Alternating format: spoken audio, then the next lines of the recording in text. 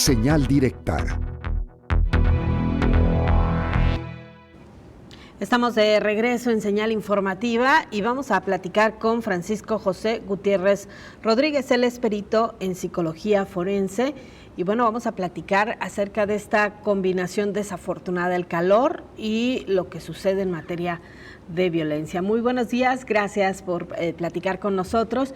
Y bueno, me gustaría justamente comenzar con este planteamiento. ¿Cuál es el efecto que tiene el calor en el carácter de las personas? ¿Qué tal? Muy buenos días, un saludo para ustedes y todo su auditorio.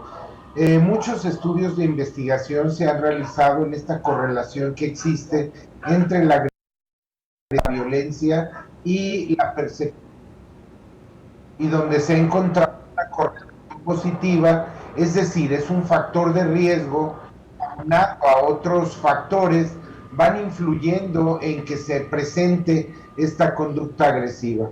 En las últimas semanas se han percibido algunos casos de homicidios al interior de la familia, los casos de parricidio, pero que en el caso del calor, aunado a otros factores como puede ser el tráfico, como puede ser la crisis económica, como puede ser los problemas familiares, van aumentando la probabilidad de este tipo de conductas violentas. Hay una circunstancia que es muy general y es el común denominador, el calor.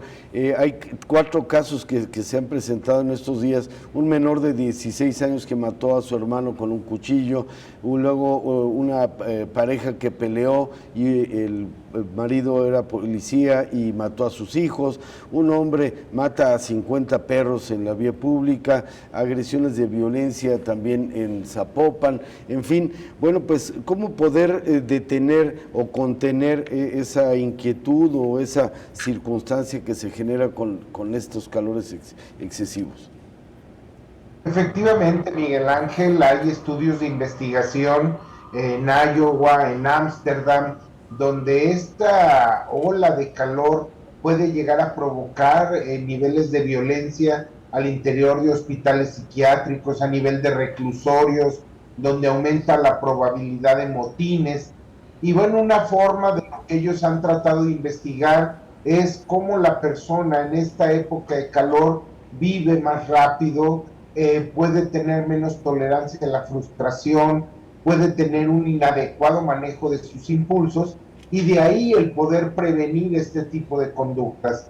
Una orientación hacia el futuro, tener mejor autocontrol, trabajar técnicas de relajación muscular profunda, tratar de exteriorizar de una manera periódica estas emociones para evitar que se detonen estados de crisis emocional que puedan repercutir en la violencia hacia la familia, en el ámbito escolar o en todos estos escenarios en que la violencia social ha cobrado importancia.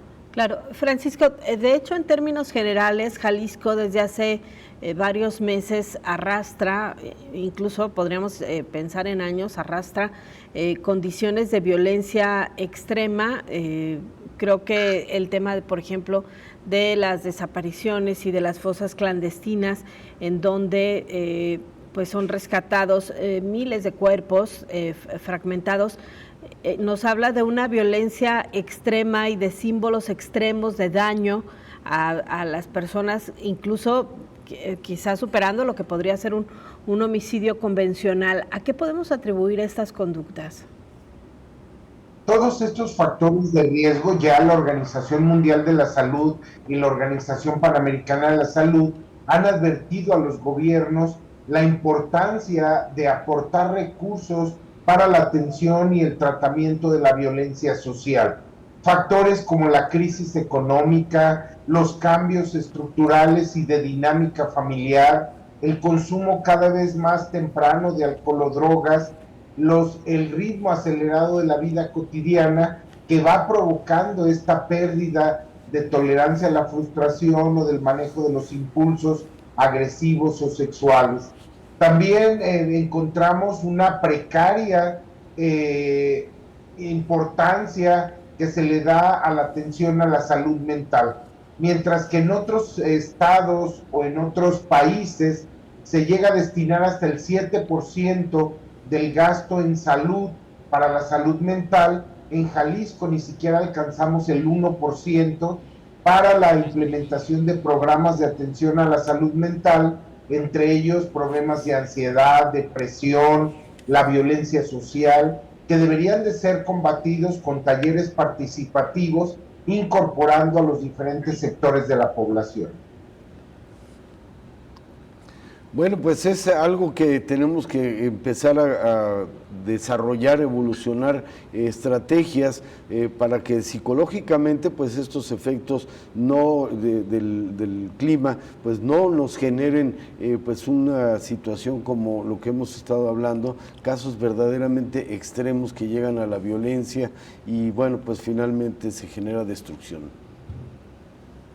Francisco, y en cuanto al tema de la salud mental, ¿qué es lo que hace que no sea tan importante en los esquemas de salud de los gobiernos y de los sistemas en general de atención de salud pública? Creo que es muy importante en los programas de salud pública. Ha habido algunos cambios importantes en la Ley General de Salud, donde los centros de atención de tercer nivel van a ser incorporados a las clínicas de primer nivel, pero sin embargo encontramos no un aumento importante en los recursos humanos, materiales, técnicos y financieros que apoyen estos programas de salud mental. Tenemos que apostar a la prevención más que directamente a la intervención o al internamiento. Tenemos que trabajar con padres de familia desde diferentes sectores, educación, cultura, salud, los medios de comunicación con campañas permanentes de atención a la salud mental que permitan incidir en esta cantidad de casos de violencia. Los termómetros marcan las muertes por violencia, suicidio, homicidio y accidentes como este termómetro de la violencia social que ocurre en un país, en una ciudad o en cualquier otro municipio. Muy bien, Francisco, muchas gracias por atender esta entrevista. Buen día. Siempre a tus órdenes. Hasta luego. Gracias. Mucho gusto. Francisco José Gutiérrez.